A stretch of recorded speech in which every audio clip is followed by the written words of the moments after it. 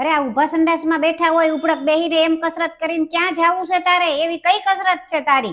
એની કરતા આપડા ઊભા સંડાસમાં બેહીને કસરત કર જા, એટલે સંડાસય સાફ થઈ જશે અને તાર ટ્રેનિંગ લેવાઈ જાય અને ઓક્સિજન કરતાય ન્યા સુગંધ હારી આવશે. જા ન્યા. અને કાંઈ એવું ન હોય, આ નખરા કરવાનું બંધ કર અને એક કામ કર, તાર પપ્પાનું જો પેટ કેવું મોટું બટેટા વડા જેવું છે ને, તો એ જીમ વાળાને કે તાર પપ્પાનું પેટ હારું કરી દે.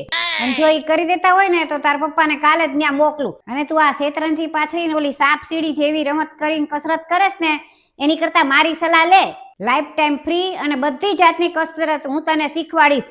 કપડા ધોવાના, વાસણ ઉટકવાના, કચરા પોતા કરવાના, રસોઈ કરવાની. અને 6 મહિનામાં તને ઘૂઘરા જેવી ન કરી દઉં ને તો મારું નામ બદલી નાખજે.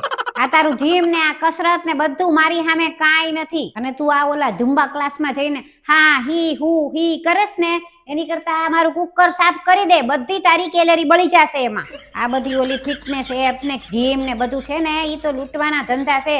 એની કરતા ઘરના કામ કરો, સવારથી સાંજ 5 વાગ્યા ઉઠીને રાતના 10 વાગ્યા સુધી. જોઈ લો પછી તમારું શરીર કેવું થઈ જાય છે એમ.